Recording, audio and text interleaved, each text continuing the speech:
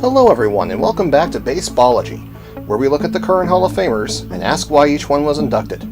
As always, I don't advocate for anyone's removal from the Hall of Fame, but I do enjoy talking about the history of the game as well as how to rank these players. Today we have one of the stars of the early years, a man that had to fight through some prejudices of the time, but rose above it all to be one of the best players of the pre-1900s. And yet he still comes out ranking quite poorly in my system. So, what do I have against Jim O'Rourke?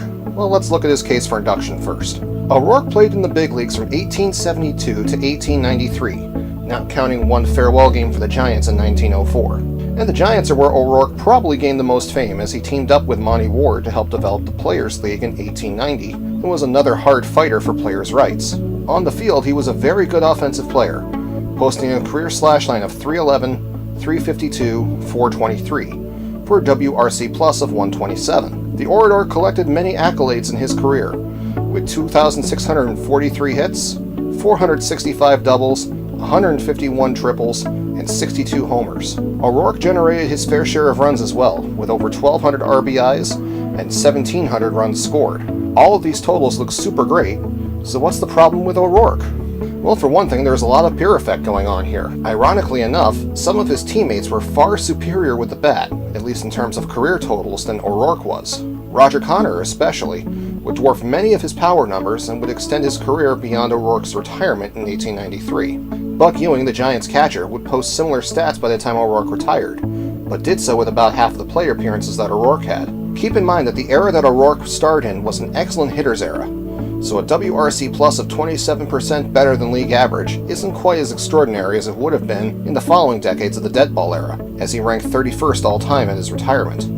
There were other hitting greats during the same point of time as O'Rourke that also either were above his numbers in his retirement or would soon blow past them. Cap Anson is probably the best player from that point in history, but also players like Billy Hamilton. No, not that one. There we go.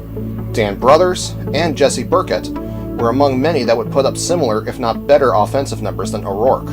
But O'Rourke accomplished many feats beyond his numbers that make his story unique and possibly worthy of induction. I already mentioned his work with Ward in the Players League, but O'Rourke was one of the few players that would negotiate the reserve clause out of his contract with owners. For those of you that don't know, the reserve clause was a major part of baseball contracts until free agency began in the 1970s. While a player may have his contract run out, with the reserve clause the team still had primary control of the player, and could either reassign the player, sell him to another team, trade him, or release him.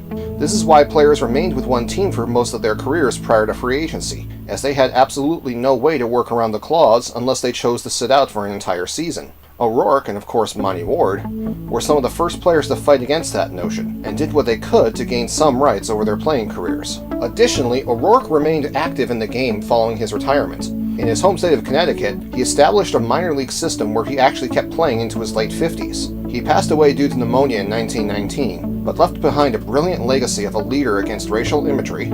He was a popular Irish player at a period of anti-Irish sentiment, fighting for players' rights and working to make the game better for many people. The life of Jim O'Rourke was truly one worthy of induction into the Baseball Hall of Fame. Thanks for checking out today's video on Jim O'Rourke. If you liked what you heard, click the like button and hit the subscribe button to get updates on the next video. Leave a comment and let me know what you think about O'Rourke's life and legacy as a Hall of Famer. You can also post about who you think is going to be next on the list. Your hint for tomorrow: this player could be considered the king of the early years of baseball. That's it for this time, and I'll see you next time.